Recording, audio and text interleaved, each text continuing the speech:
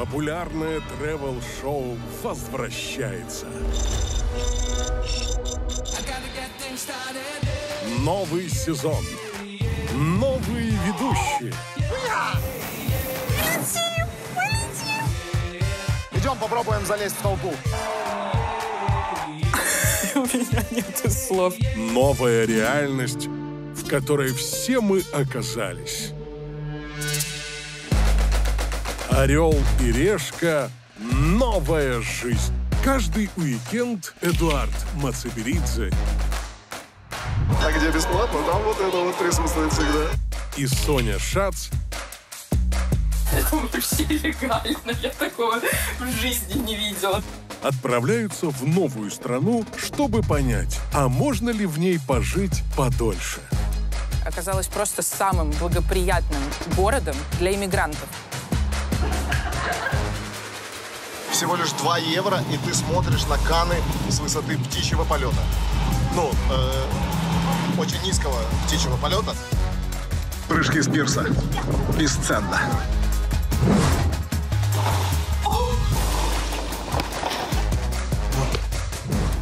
Это были лучшие и самые дорогие 15 минут в моей жизни. «Орел и решка. Жизнь продолжается». Погнали жировать!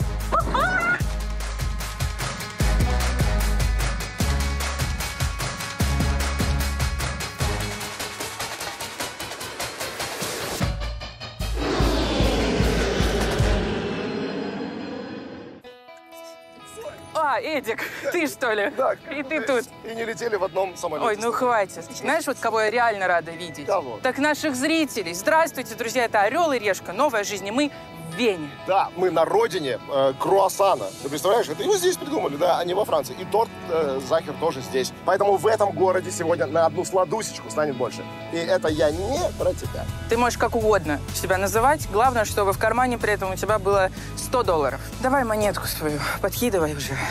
Орел. Решка.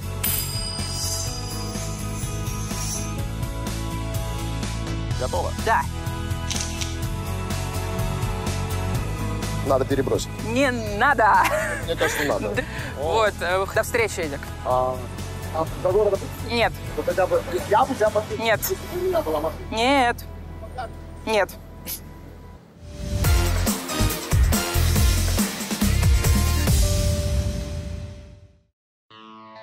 Вена. Говорят, здесь каждый найдет что-то по вкусу. Любишь искусство? Загляни в музейный квартал или в Венскую оперу. Или посмотри на балет знаменитых липецианских белых жеребцов. Тяга к сладкому? Уютное кафе примет тебя на каждом углу. А если хочешь полюбоваться архитектурой, тогда Вена точно твой город. Но Австрия – это не только комфортная для жизни столица Вена. Примерно 70% страны занимают Альпы. И здесь вся роскошь в горах. Не только богатые иммигранты, но и сами австрийцы покупают или строят виллы в этих регионах и с удовольствием встречают там старость. Мы же приехали понять, можно ли здесь начать новую жизнь.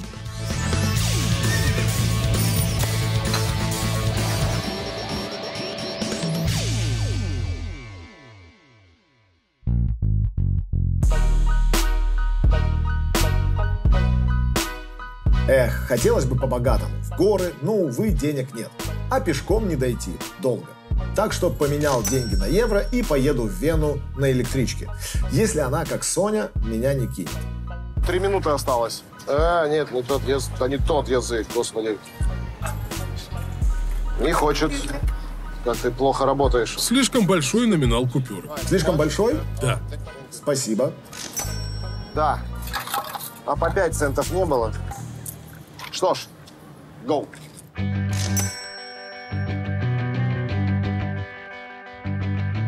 В этом аэропорту все продумано. Даже если у тебя 3 минуты, по указателям легко и быстро найти все, что нужно.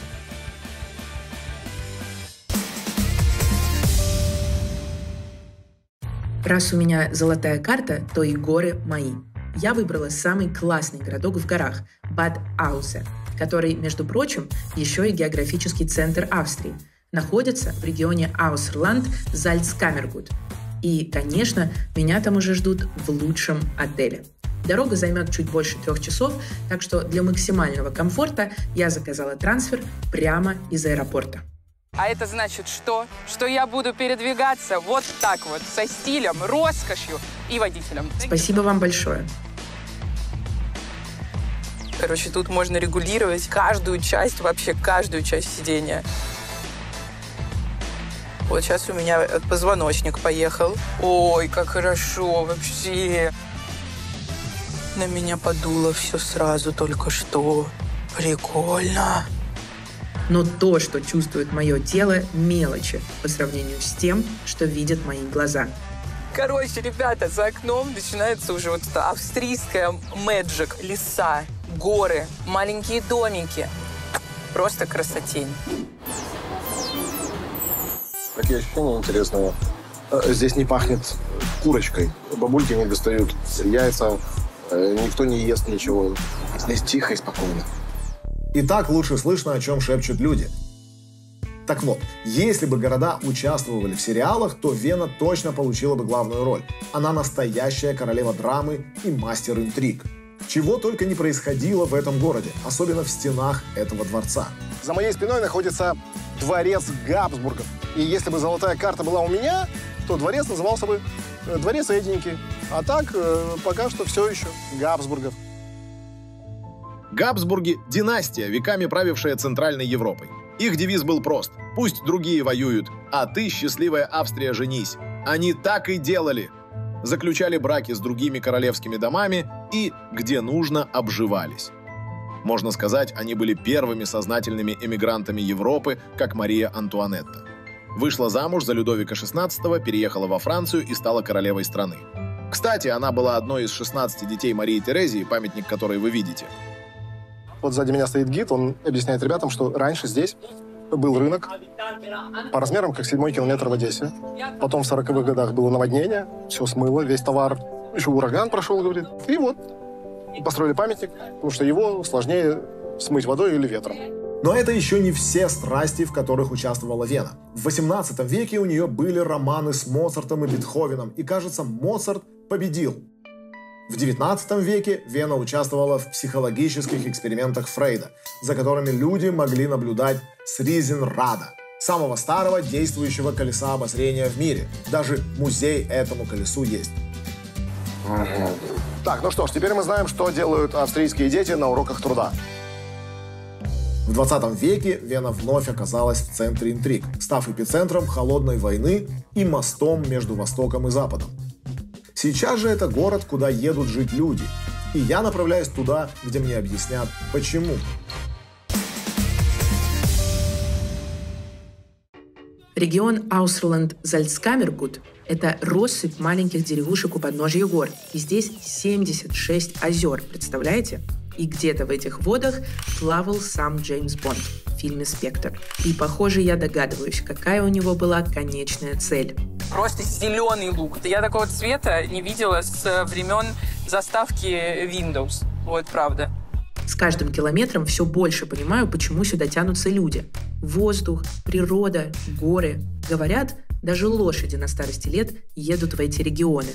Воздух реально шикарный. Блин, и виды шикарные. Мне очень нравится все. Шоколадка, Милка. Помните? Сейчас такое ощущение, что за поворотом будет фиолетовая корова. О, вау!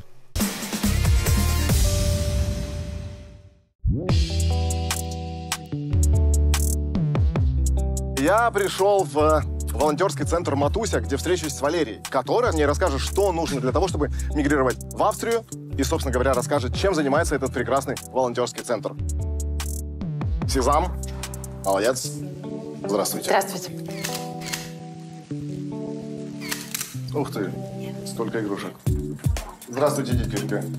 И не детишка, здравствуйте. Это на немецком, что ли? Да, у нас есть книги и на украинском, естественно. Наша задача помочь немножко детям интегрироваться и помочь в изучении языка. Это была моя инициатива. Когда началась война, я начала собирать гуманитарную помощь у себя на балконе. После этого я объединилась со своей подругой, и мы открыли уже гуманитарный центр. Помогаем мамам с детьми из Украины. За один день обслуживаем 100 семей приблизительно. 100 семей? 100 семей, да. У некоторых семей по 2-3 ребенка. Это внушительные цифры. Вы большие молодцы. Спасибо. Мы стараемся. Вам спасибо. В Матусе можно получить детские вещи. А еще здесь проводят мастер-классы, играют в игры, поют песни и устраивают разные активности для малышей. Когда люди сюда приезжают, с чего начинается их путь в Австрии? Первое, что нужно сделать, это зарегистрироваться в полиции. Также есть центр прибытия, куда люди могут обратиться. Государство старается обеспечить жильем. Сейчас сразу скажу, есть некоторые проблемы с жильем. Людей приехало уже очень много, но все-таки возможно получить жилье, пусть не в Вене, но в других федеральных землях. Там могут проживать люди бесплатно. Допустим, если приехали люди, не обращаются за помощью, что касательно аренды жилья? Однокомнатная квартира будет стоить без коммунальных услуг, я думаю, где-то 650-750 евро. Если туда добавить коммунальные услуги, опять же, выходит уже, я думаю, 1000 и чуть-чуть больше. У вас такие здесь коммунальные услуги? Коммунальные услуги сейчас, цены на коммунальные услуги возросли. Но сначала нужно, естественно, обратить внимание на то, чтобы начать изучать язык. Государство помогает и оплачивает курсы немецкого языка. Самое важное для государства, чтобы люди здесь сюда интегрировались и начинали чувствовать себя уже здесь комфортно.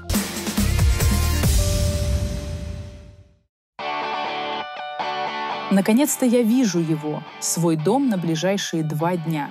Вот он, Нарсизен Витал Резорт. Это сочетание люкс-отеля и огромного спа-комплекса в самом сердце региона, горном ландшафте Аузерланда. Вы видите? Потому что я вижу тоже, но пока не могу осознать. Я в шоке.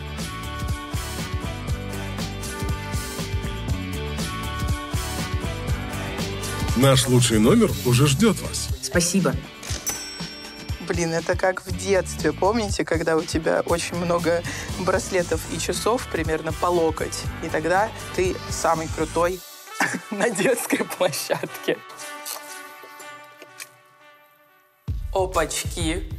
Какой здесь запах! Вы просто не представляете, такая древесина, вот как будто на дачу приехал. Но только на даче, конечно, вот так меня не встречали. Ну, пожалуйста, боже мой!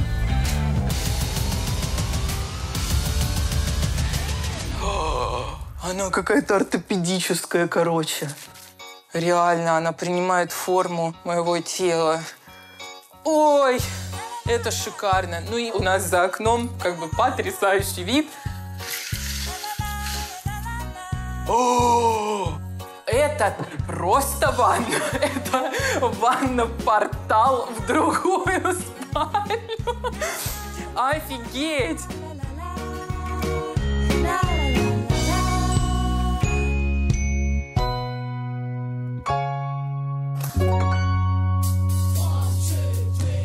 Здесь так пахнет! Нет, это просто капец какой-то. Я такое видела. Никогда я такого не видела.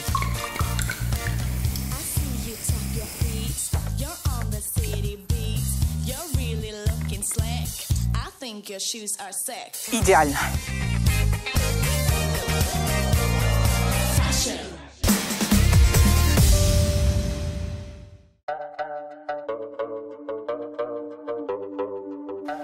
Ребятки, вот в этой англиканской церкви 4 раза в неделю всем нуждающимся помогают. Дают горячую еду и одежду. Я пока не нуждаюсь, пока денежка есть. Я направляюсь в место, где можно вкусно поесть, недорого и с таким видом, что вы просто с ума сойдете. Интересно? Заинтриговал? Ну только честно. Да? Тогда за мной.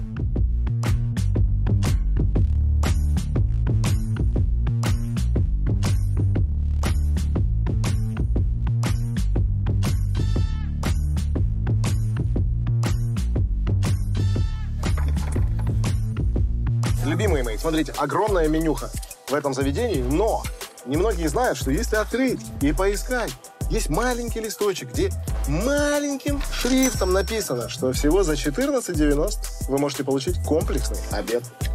У Эдуарда, может, зрение и плохое, но нюх на халяву, так сказать, со студенческих времен развит как нельзя лучше.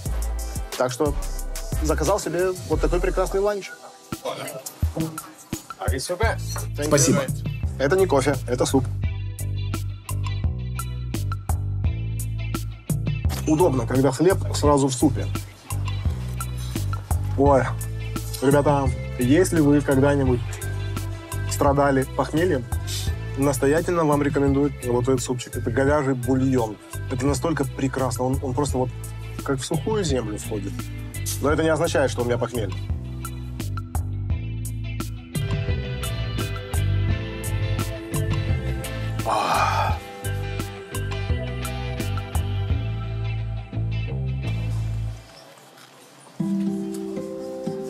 Мне кек очень сильно ассоциируется с временами, когда все было не очень хорошо. Это было не самое богатое детство. И, я так сказать, ну не прям по праздникам, но мама постоянно готовила кек. И в какой-то момент я состоял из кека на 90%. Потому что у грузинов праздников много. А все, что мы могли себе позволить, это кек.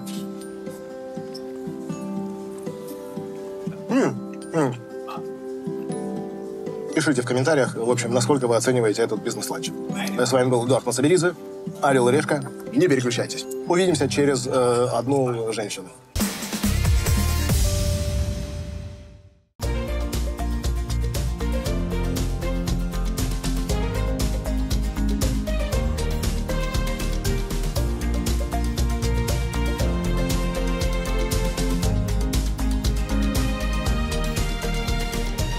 Оказаться в таком отеле и не поиграть в гольф, учитывая то, что здесь собственный гольф-клуб, согласитесь, было бы глупо. Нужно понять, где здесь вообще берут клюшки. Сейчас мы просто вот мужчинку спросим.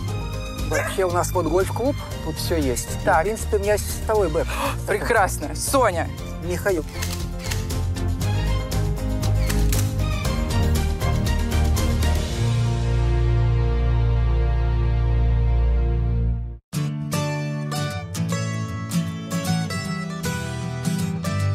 Да вам можно и мужскими, собственно, играть, наверное. Конечно. Фирменные мячи. Ух ты. Гольф-клуб Ауза-Иланд. Класс. На самом деле все очень просто. Втыкаем на тишку, оп, кладем на нее мячик. Вот такой вот хват. Линия плеч, линия рук, двигается к треугольнику. А, понял. Потом сюда подальше до прямого угла. Бум. Ух, кайф. Ой, я сразу Надеваем прям... перчатку. Перчатку? Да, конечно. Боже, вы меня балуете. Да ну что вы. О, шикарно. Да, кожа. Волнительно. Давайте и... Бум! И он улетел нафиг. Как и надо. Да? Садитесь, А подъедем. мы поедем до Ну, туда? конечно. Вот эта игра, какая мне нравится.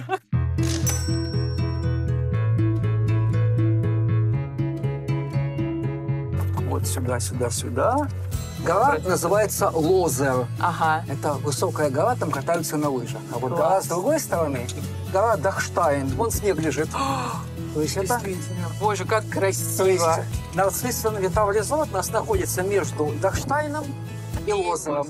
Вообще, почему гольф, считается таким, все-таки дорогой вид спорта же, да? И дело в том, что вся амуниция там около 1000 евро, условно говоря, стоит. Но я этим играю лет 20. Что дорогое? В очень многих хороших клубах, чтобы играть в выходные дни, нужно быть членом клуба. Вступление в гольф-клуб, например, у нас стоит, по-моему, час 3500 евро. И годовой взнос еще, по-моему, около 1000 евро. А кто дает вступление в клуб? Только участие в собраниях, выборах руководства и право играть в выходные праздники. Участвовать в турнирах. И все. У нас в отеле, чтобы играть, не нужно быть членом клуба. Тебе и клюшки идут на прокат, и карт подгонят, но грин-фи заплатить надо за участие. Но это включат в счет нам. Это небольшая сумма. Там, по-моему, 30-40 евро это стоит. Ну нормально, у меня золотая карта. Слушайте, прикольно. Очень прикольно. Так, ну что? Сыграем в лунку? Конечно.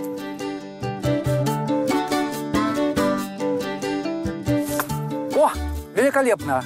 И это мы туда сейчас тоже с вами Тоже поедем? поедем. Потрясающая игра.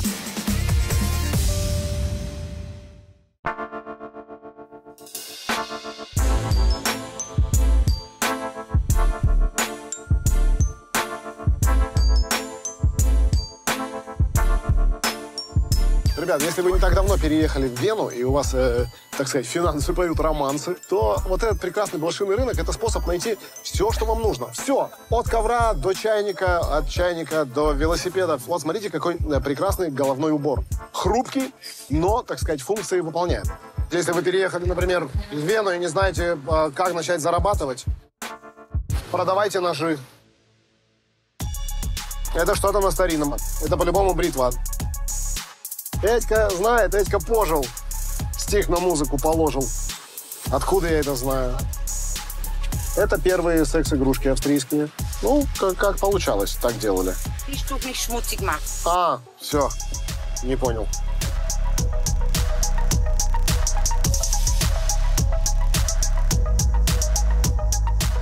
Да, это прекрасно. Но не только над девочками. Надеюсь, я никого не обидел. Да, вот, 20 лет в телевизоре работаешь, а потом говорят, я вас в Инстаграме видела. Вы там над девочками смеетесь.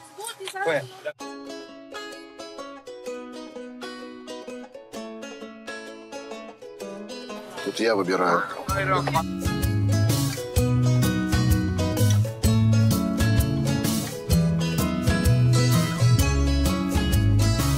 How much for this one? 20. 10? 12. 11?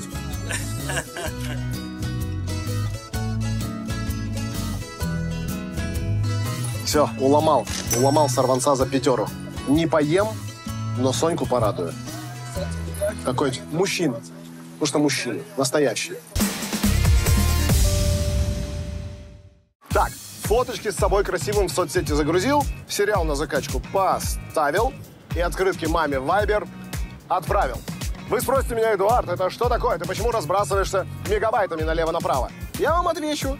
Потому что у меня их, как калорий в венском шницеле. Немерено. А все потому, что я пользуюсь eSIM. Приложение, которое помогает оставаться на связи путешественникам практически по всему миру. Покрытие 200 стран и регионов. С eSIM не тратишь времени вообще. Не надо бегать по всему городу в поисках бесплатного Wi-Fi, чтобы ответить на сообщение. Не нужно менять симки и потом лихорадочно вспоминать, куда же я ее положил, в какой карман. Нет, всего этого нет вообще. И самое главное, огромная экономия на роуминге. Ну что, у меня сейчас каждый еврик на счету. Сейчас я вам все покажу. Заходим, регистрируемся, выбираем, в моем случае, Австрию. Тарифный план оплачиваем любой картой или криптой. И вуаля! А специально для всех новых пользователей при вводе промокода «Орел и Решка» мы дарим скидку 5 евро на покупку любого тарифного плана. eSIM. Всегда на связи, где бы вы ни были.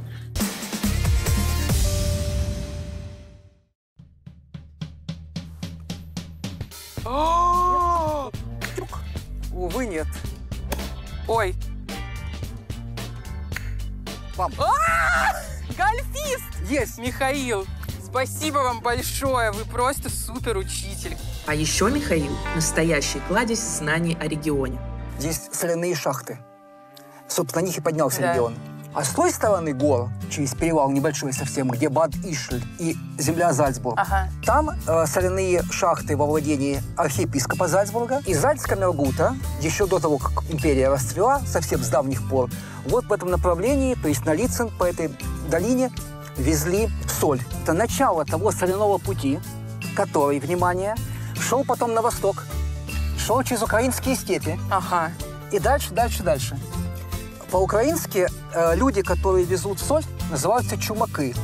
И эта дорога называется Чумацкий шлях. Слушайте, мне вот знаете, что интересно? У вас уже гражданство. Да. Как здесь это получается? Значит, для этого нужно жить в Австрии минимум 7 лет. Нужно быть адаптированным, то есть иметь работу. Нужно сдать немецкий на уровне, если 7 лет, то B2, то есть второй уровень. 10 лет или больше ПМЖ, то можно чуть ниже уровень. И отказаться от своего гражданства, если у тебя есть другое. Как у вас получается с ними взаимодействовать? Это сложно?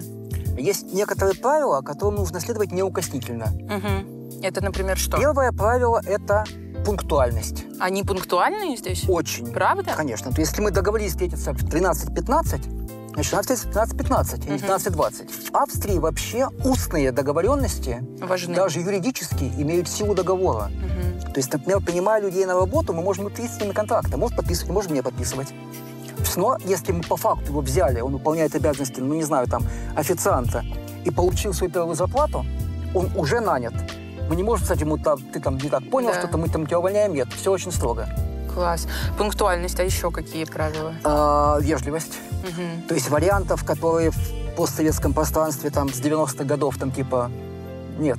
Понебратство не проходит. Все очень Никакого. уважительно. Угу. Очень много австрийцев имеет разные звания. И это очень важно, это надо не забывать упоминать. То есть, например, наш нотариус, он доктор, дважды магистр. И так пишется: доктор, магистр, магистр.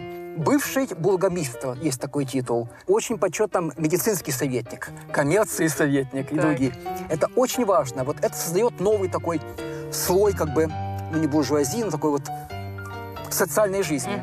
Последние 3 года везде у меня визитная карточка, подпись написано: диплом инженер, диплом юриста, кто-то MBA. Офигеть. Везде, потому что для них важно. Но в Австрии нет социального расслоения. То есть может быть такое, что друзья или семьи, которые дружат, они, с точки зрения, так сказать, постсоветских стран, из разных социальных слоев. То есть кто там директор компании, а кто-то там, не знаю, повар. Они абсолютно равны. Здесь нет никакой дифференциации. И при этом в Австрии нужно, чтобы твой диплом был подтвержден именно в Австрию. У нас не могут работать с германским дипломом. Вообще уровень оплат очень мало различается. Это связано еще и с большими налогами. Вот, кстати, хотела спросить. У меня половина уходит на налоги. Когда смотришь листок расчета, то это, конечно... Ну и здесь, конечно, не пройдет всякое там уклонение. Нет, исключено. Но есть очень сильная социальная защита. Медицинские услуги вот по этой самой карте. Даже лекарства некоторые бесплатные. И полиция образцово работает, должен сказать. И есть уважение к человеку труда. То есть никого не раздражает, например, что в воскресенье все магазины закрыты. Там же тоже люди работают, они тоже отдыхают. Просто приноровишься к этому, и потом уже нормально себе живешь. Класс. Очень вы интересно рассказываете, и вы влюбили меня в гольф. Это офигительный, это не способ жизни. А мне ваш вообще образ жизни очень нравится. Мне он тоже нравится. Я прям возьму на заметку, знаете, на карту желаний.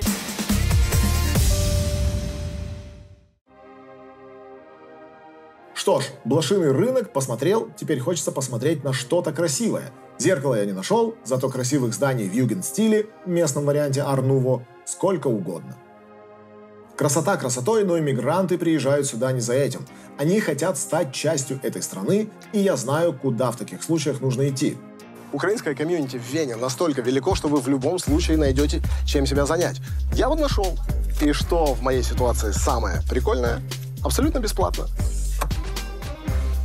Я пришел в школу единоборств Динамо Юнион Вен, где с 2016 года и дети, и взрослые занимаются дзюдо, самбо и учатся основам самообороны. Возможно, и я чему-то научусь.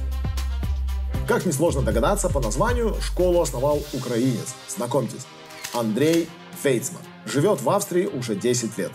Так как я воспитанник Динамо, соответственно, я назвал клуб Динамо Юнион Вен. А насколько было сложно вообще приехать в Вену и организовать, открыть здесь школу, чтобы все было красиво, в белую, по документам? У них все происходит долго. Поэтому как бы открывались, тренировались, попутно делали все эти документации.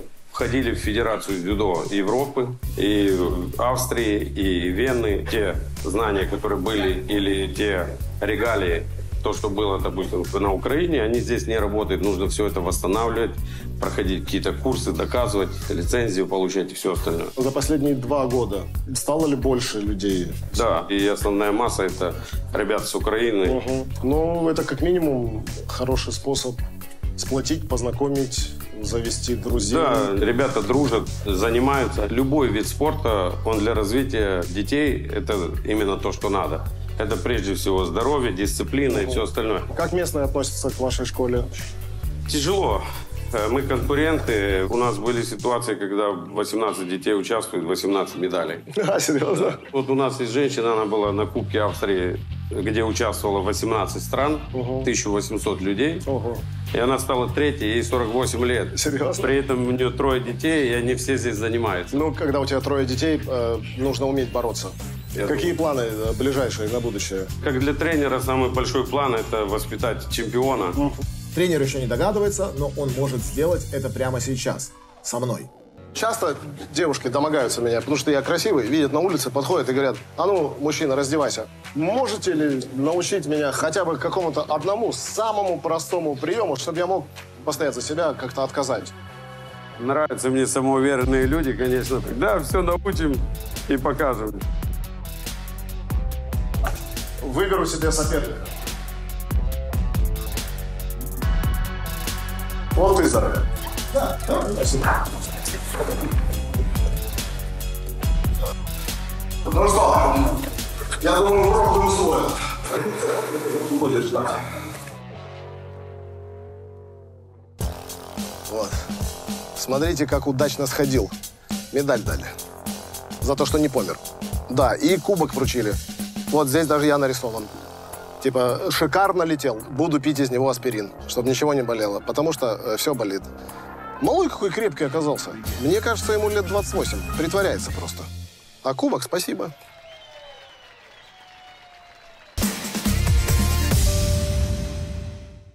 Друзья мои, как вы думаете, что находится за моей спиной? Нет, это не дача мэра Вены, как могло показаться, это собор святого Стефана. И поговаривают, что реквием Моцарта звучит лучше всего именно здесь, потому что тут его играют сразу на 5 органах. Вы спросите: Эдуард, откуда ты все это знаешь? А я вам скажу. Я это узнал из своего любимого приложения Relife. Кстати, Relife — это не просто приложение, это мекка для иммигрантов, путешественников и цифровых кочевников. Делитесь своими находками и уникальными местами, а Relife поможет вам заработать на своем контенте до 100% от рекламной сети и платных подписок. И самое главное, по промокоду ВЕНА вы можете получить скидку в 50% на премиум подписку. Действует она только 90 дней, так что go! А я пойду поиграю на органе. Что может пойти не так?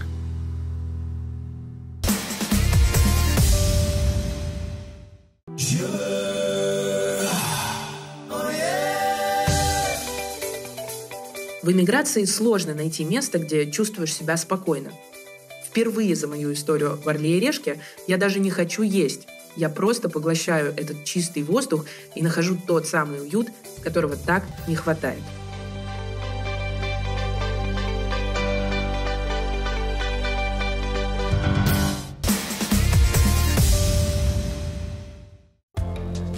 В каждом городе есть где погулять, но в Вене ты бесплатно можешь бродить не только по улицам, но и попасть в места, куда когда-то входили короли, как заповедник Майнцер Тиргартен. Я нахожусь сейчас в летней резиденции Гауптбургов. Территория большая, но где лучок, картошечка, вишня, в конце концов, где? Вот, только смотрите, вон там собаки какие-то за забором. Или коровы. С моим зрением непонятно, надо подходить и смотреть. Кс-кс-кс. Ты кто? Ты олень. Господи, хочешь еды? Сразу такой, типа: Эдуард Геннадьевич, мое почтение. Держи. Ты что, беззубый? Ты что выплевываешь яблоко? Сейчас, подожди, мы порежем тебе яблоко. Смешной какой. Что у тебя происходит? Тебе соковыжималку дать? Серьезно?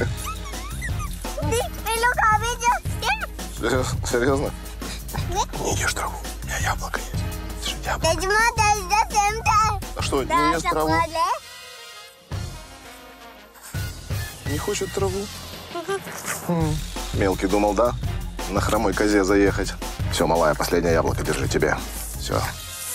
Я потрогал нос оленя. Зачем я это сделал, не знаю. Они ж не переносчики чумы, надеюсь.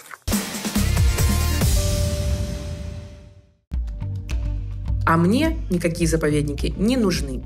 Ощущение, что я живу среди них. И даже вечером здесь есть чем заняться. Например, повидаться со знакомыми. Михай Смольский родился в Минске, но еще ребенком переехал с родителями в Австрию. Сколько, получается, лет здесь суммарно 22 года уже. 22 года, вау. Ты чувствуешь себя австрийцем? Нет, пожалуй, нет. Сколько лет прошло, окончательно как-то я не интегрировался. Там земля моих предков, там мои деды, прадеды, там их могилы. Да, я, безусловно, благодарен этой стране, то, что она дала мне того, что потенциально не могла мне дать Беларусь, тем более при этой власти.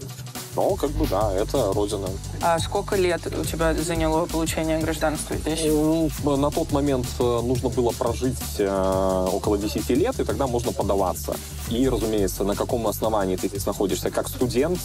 Если студент, то 2 года считаются за 1. В моем случае плюс, потому что я ребенком приехал. Да. То есть ты уже потенциально лучше интегрируешься. Да. Это и язык, и менталитет, и так далее. А что дом? Здесь дом? Физически, да. А душевно? Конечно же, дом там. Интегрироваться, я бы сказал, в моем понимании, то, что ты целиком и полностью принимаешь вот местную культуру, и ты себя чувствуешь, вот, я австриец, вот это вот моя архитектура, вот это вот моя природа, вот это вот мое. Сколько лет прошло, окончательно как-то я не интегрировался. потому что, психологически, детство там прошло. То есть это очень глубоко сидит. Если студенты приезжают, они повидали и юношеский возраст, там, экзамены из школы, система высшего образования в Беларуси. Они, извиняюсь, говна хлебнули, им уже есть с чем сравнивать. И, наверное, в этом плане понимаю, о чем ты говоришь. Я уехала с войной. У меня бабл из просто русскоязычного сообщества. Мы какие-то эти люди с базовыми настройками, которые пытаются существовать в других реалиях. У этой страны есть возможности дать того, чего не может Родина. Поэтому я учился в интернациональной школе. Благодаря интернациональной школе я самостоятельно выучил родной белорусский язык здесь. Интернациональная школа, всем интересно, кто ты, откуда и что я мог сказать. Там Белаз, биатлон, батька, а тут интересно, кто ты, откуда, и это неподдельные естественные интересы. Ты так книги... Так, Магдебургское право. Одна из первых конституций в Европе. От моря до моря. И вот логический вопрос. А почему здесь работает социальное общество, а в Беларуси нет? Почему тут законы работают, экономика работает, а у нас, простите, через жопу? До 2020 года я 3 месяца в году проводил в Беларуси. То есть у меня эта связь с Родиной, она всегда никуда не исчезала. Правильно ли я понимаю, что после этого ты перестал ездить, потому что ты принимал участие в акциях и даже их организовывал, насколько я понимаю? Начинается 2020 год, белорусы по всему миру, они самоорганизуются, люди продемонстрируют свою прекрасное белорусское слово необыяковость, небезразличность. Я помню, мне позвонил мой хороший друг, никогда не забуду его слова, что, братка, коли мы зараз ничего не зробим, потом мы этого себе не даруем, будем шкодовать.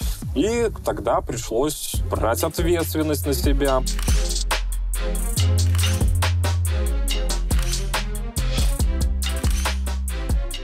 Мы живем в информационную эпоху. Принцип ведения информационной войны. Захвати повестку дня, и она будет сама себя раскручивать. Самый высокий небоскреб в городе Вена. Оттуда прыгает один партизан с парашютом, с бело-красно-белым нашим флагом. И когда это попало в местные СМИ, понятное дело, местные русскоязычные ресурсы, давай это дело переводить и тиражировать, сам факт работает. Было много идей, было много наработок еще с 2020 года, как выразить протест. Война полномасштабно испортила все карты, пришлось менять план действий. Мы начали совместно делать цикл граффити и поддержку Украины на легальных локациях, помимо таких политических акций, то есть демонстраций. Да. Разумеется, культурная деятельность нашего сообщества. Я могу привести белорусских музыкантов, художников, организовать им локацию, сделать так, чтобы концерт прошел хорошо, чтобы не только белорусы пришли, но и местное население послушало, в контексте узнало, что есть такая страна Беларусь, там какие-то своя обстановка. То есть каждый должен заниматься тем, в чем он хорош, и грамотно инвестировать свой ресурс внутренний. Тоталитарные режимы, как я вижу, они недооценивают людей творческих, потому что задача творческого человека — вдохновить других, зажечь этот огонь надежды, стремление бороться, именно чтобы эта искра, она разгорелась и сожгла к чертовой матери эти режимы. Это очень классная мысль. Пускай у тебя обязательно получится. Спасибо тебе большое за прекрасный разговор.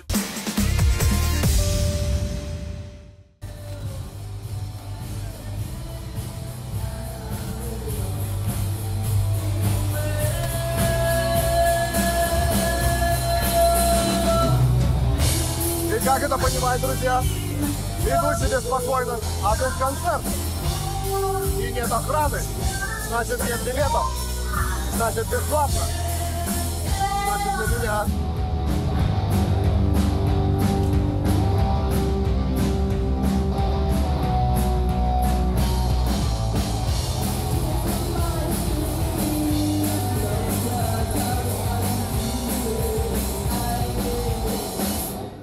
Молодцы, девчонки! Прям умнички. Да, хотел бы так тусить до утра, но когда тебе за 40, в это время уже хочется спать. В среднем хостел в Вене стоит 75-80 евро, потому что город не из дешевых. Но есть один лайфхак. Если бронировать хостел день в день, то можно найти по очень вкусненькой цене, такой как 27 евро. Кто молодец? Я молодец. Чей лайфхак? Мой лайфхак. Пользуйся, любимый зритель.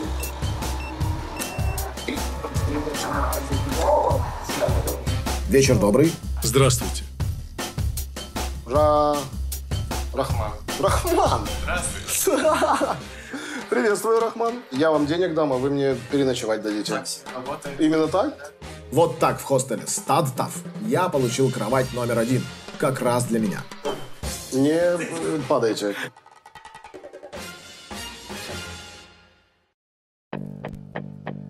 Ой, как удобненько. Знаете, бывает такое, когда вот приходишь домой, садишься на кровать, и только тогда понимаешь, насколько ты устал. Я буду спать. Я при вас раздеваться не буду. Понятно?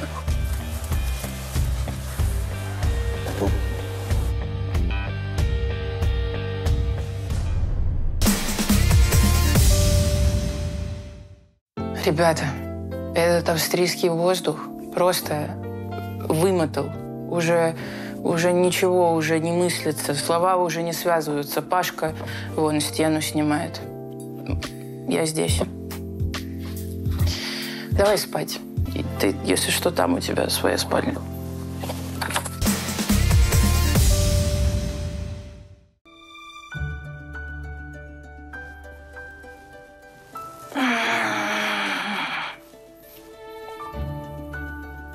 Вы знаете, нас всегда вот спрашивают, вот «Орел и решка», вот у вас все по-настоящему, золотые карты, вот эти отели, вы реально ночуете или нет? А вот мы реально ночуем, друзья. И вот эти вот люди, они постоянно рядом, понимаете? Постоянно.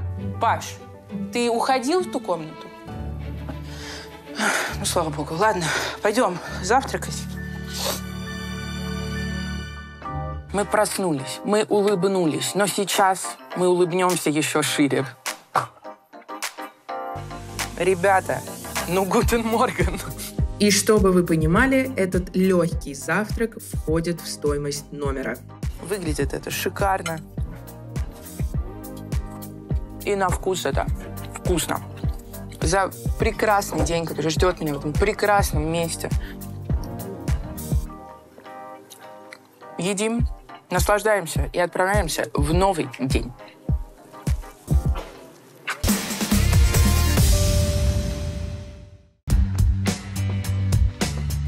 Доброе утро бывает и у иммигранта без золотой карты. Особенно у того, кто знает, куда идти с его бюджетом.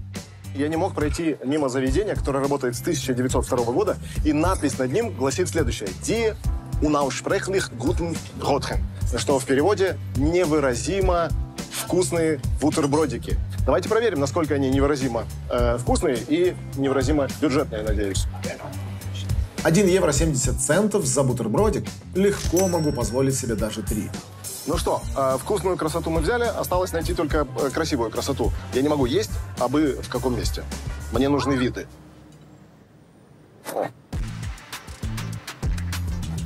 О. Прекрасное место, чтобы перекусить. Это чумная колонна. Такая стоит в каждом городе Австрии. Когда-то, во времена чумы, люди не знали, как же победить этот недуг. И вот что придумали австрийцы. Болезнь смертельная, которая передается воздушно-капельным путем. Как мы ее можем победить? Давайте соберемся все вместе в центре Вены и будем молиться. Вы будете смеяться, но это сработало. И вот поэтому после этого в каждом городе стали строить такие колонны. Кстати, история гласит, что эти бутербродики были сделаны как дешевый способ перекусить. Но с учетом того, что у меня бутерброд в руках с копченым лососем, ну что вам сказать, ну австрийцы, для них это бедно.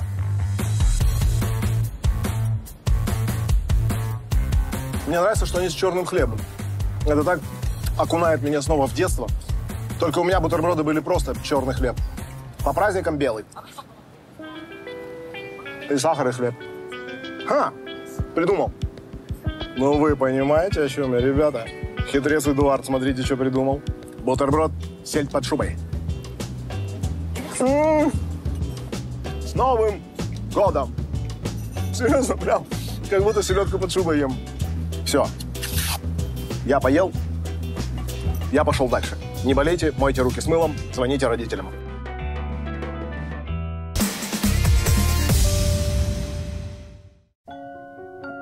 А мне, чтобы не болеть, достаточно дышать этим воздухом и воспользоваться золотой картой. Что значит снять себе весь спа-комплекс в отеле. И сделать обзор каждого из его бассейнов. Номер 1. Такая слегка тепленькая водичка, знаете, очень приятно. Не холодно, нет вот этого шока. И вот этот вот вид, пожалуйста. Ну просто unbelievable. Продолжаем дальше. Мы перебрались в джакузи. Здесь горячая водичка. Потрясающе. Все тот же вид. Там какое-то облако застряло в этих ваших Альпах. И можно вот так вот просто лежать и залипать. Но не могу же я не показать вам еще один бассейн, в который можно пройти вот так. Это пока топ-топ. Водичка такая слегка тепленькая, а здесь уже свежий воздух. И ты такой вот так вот ныр, и тебе уже как будто прохладно. А если сильно прохладно, ты такой ныр, и уже нормально. Ну и соленая вода. Альпы и соленая вода. И очень холодный, поэтому на него обзор вы можете сделать сами. Ну и вот он, мой бассейн-победитель. Почему он? Сейчас сами все поймете. Ныряем и слушаем.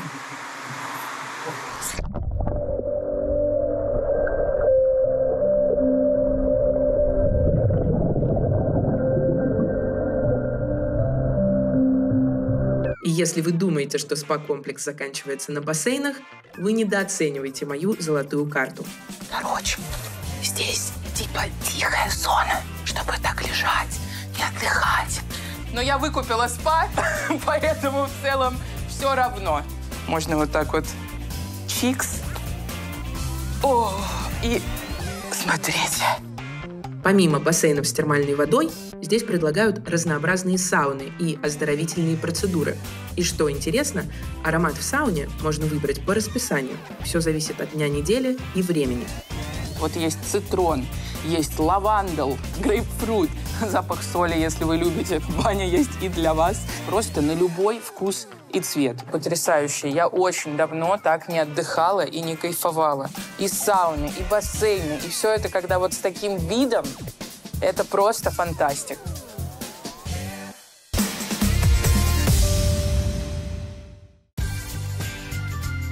Фантастика в Вене, знаете что?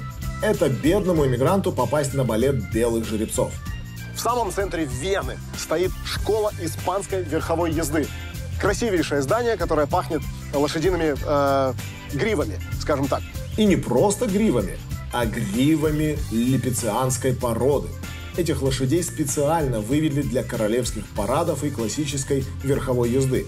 Породе уже более 440 лет. В Вене эту породу любят, ценят и зарабатывают на ней деньги, устраивая представления для приезжих и местных аристократов. Вы скажете: Эдуард, ну куда ты с твоими вот копейками суешься-то? 65 евро билет стоит. А я вам отвечу: а вы зайдите на сайт, ждите удачный момент и покупайте по скидкам. Я вот подождал и купил за 18 евро. Голова, голова. Лайфхак, лайфхак. Учитесь.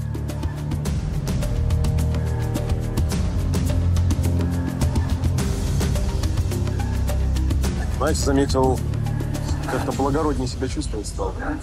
Место как будто бы обязывает.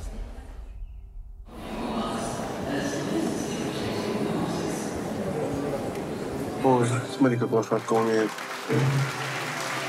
Почему, когда дельфины делают всякие фокусы, это типа издевательство над животными. А когда вот лошадей вот так мучают, это типа нормально? О, один в попе поковырял. Он там сахар прятал. Странное место. Он реально отсюда откуда достал, такой, на, поели. Не могу избавиться от ощущения, что лошадкам как будто бы неинтересно все. Это такие типа.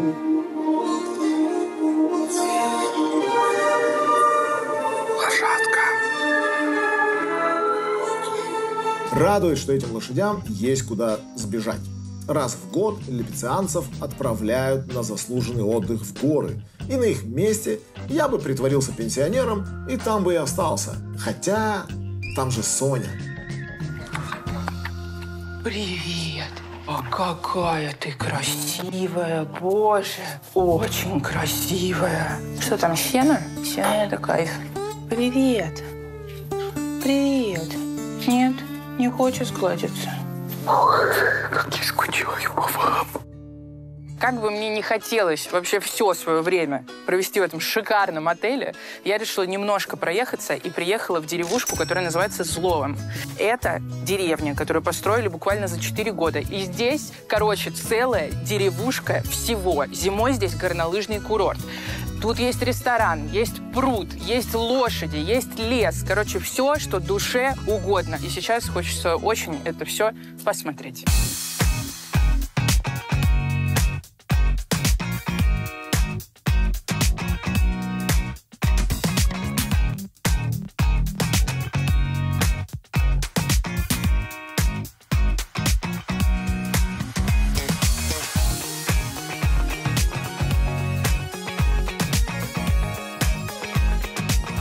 И ко всему прочему, в деревне Злоом есть и прекрасный ресторан Злоом Вирт, в котором вы можете насладиться австрийской кухней. Пойдемте уже покушаем, наконец-то. Мама меня убьет за то, что я сказала «покушаем», а не «поедим». Но мамы здесь нет. Здесь есть только я и моя золотая карта. Спасибо. Какая тарелочка. Это потрясающе. И эта тарелочка для Ауссагедек. Австрийский набор из хлеба и разных намазок. У меня их 3. Это взбитое масло, соленое с лучком. Потрясающе. А еще есть хумус. Прикольно. Мне нравится. И 3-я намазка. Я не понимаю, что это такое. Но очень вкусно, прекрасно. А вот это я уже знаю. Целиком запеченная рыба сик и кое-что еще. Это топленое масло, друзья. О, боже, как это пахнет. Это масляная передозировка. Просто представьте идеально приготовленную рыбу. Представьте, что сверху ее полили маслом. У вас все хорошо? Это невероятно. Я только что попробовала, и это потрясающе. Прекрасно. Откуда я испугалась. Ну, как вы видите, рыбка зашла. Не в ту гавань, так сказать.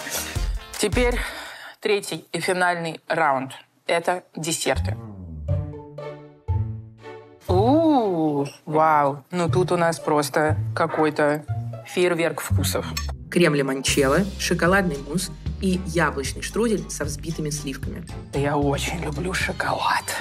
И мусс тоже. Это unbelievable. Честно сказать, развлечение как на 65 евро, ну, сомнительно. Как для 18, тоже есть вопросы, но есть еще один прикол, о котором мало кто знает. Оказывается, покупая билет, ты можешь поучаствовать в розыгрыше поездки на карете. Розыгрыш, о котором никто вообще не знает. Там в нем никто не принимал участие. Я голова, мне дайте возможность, я поучаствую. Заполнить анкету несложно, сложнее ждать результатов. Но ничего, я в себя верю.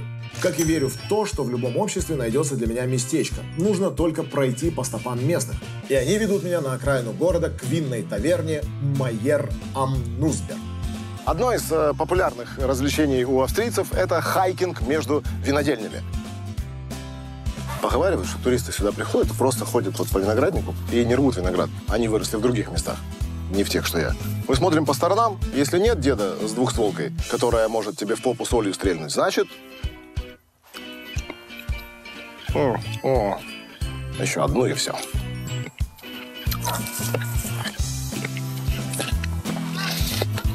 Угу. Еще одну и все. Очень вкусный виноград. Теперь надо попробовать, какое вино они делают из этого винограда. Вот для чего я это сделал. Точно. Я просто экспериментатор. У местных есть традиция – хёйриген – винопитие прямо на территории виноделин. Если уж вливаться в местную культуру, то только так. Вот. Шикую. За 4,50 взял вот столько вина.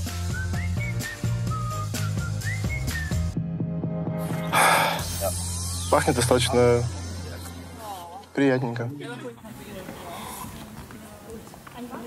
Не 4,50, ребят. Ты в Грузии неделю будешь пьянствовать на эти деньги, и, скорее всего, у тебя их станет больше даже, потому что тебе скажут: Ты что, какие деньги? Ты что делаешь? Ты меня обидеть хочешь, что ли? На, забери свое, возьми еще мое тебе на дорогу назад, чтобы было что покушать в пути. Хотя зачем тебе деньги? Вот, возьми, тут еда есть, вода есть, вино есть. Хотя зачем тебе уезжать, Вася? Оставайся с нами, да? Так вот Грузия и разрослась. Люди просто приезжали в гости и оставались. Но, друзья мои, Австрия. Тут так не принято. Здесь сдачи дают до копейки. Здесь чаевые накинул 10 центов, ты уже считаешься.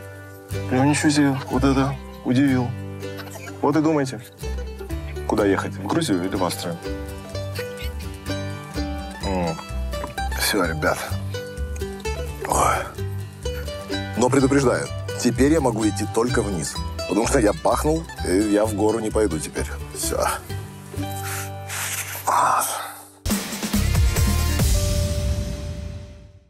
Очень хочется поделиться с вами этим божественным, невероятным австрийским вайбом. Поэтому отрываю от сердца 100 евро, кладу в бутылку и прячу, чтобы вы нашли и классно здесь провели время. Сокровища ищите в деревне Злоом, недалеко от ресторана Злоом-Вирт. Пройдите от пруда 15 метров к деревьям. В метре от столба с картой в корнях дерева спрятана бутылка. Милости просим.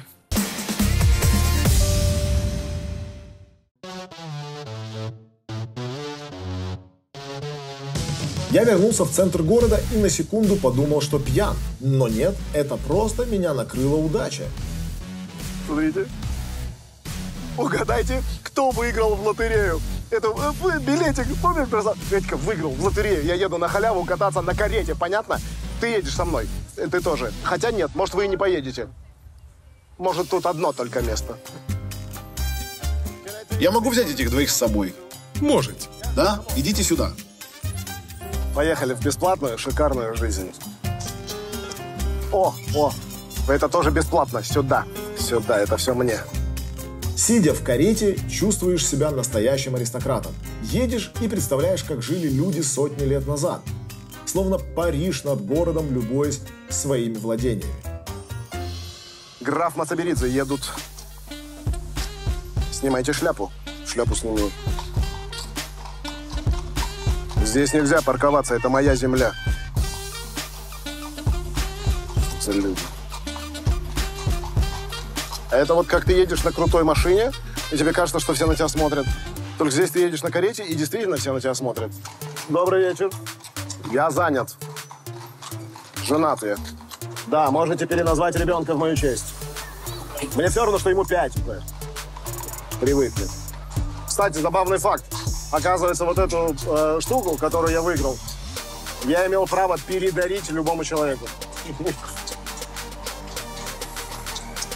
Я сейчас вот доеду, и тогда скину ее Соньке. Так сказать, передарю. Это я могу.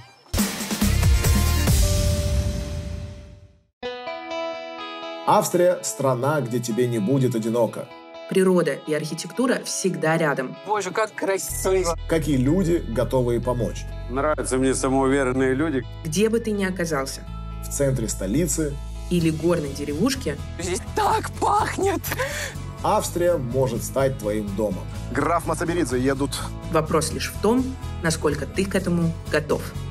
Идеально.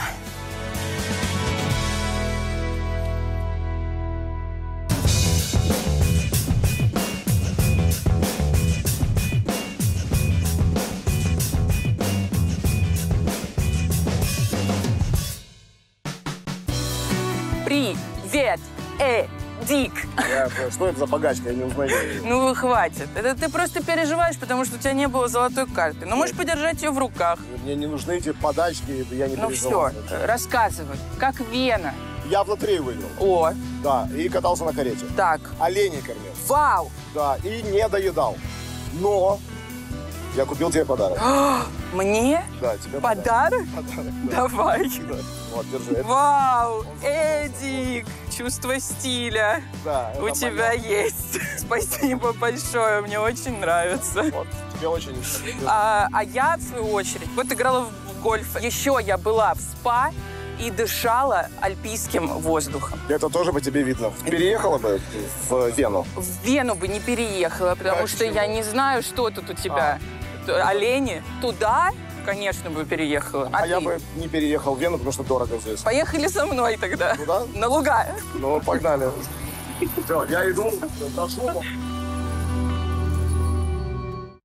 Ребята, чуть не забыла. Орел и Решка развивает крупнейшее тревел-сообщество в приложении ReLife. Вступайте в сообщество, делитесь эмоциями и полезной информацией о странах, в которых вы были. А мы от себя уже добавили большой гайд по Вене. Только в ReLife.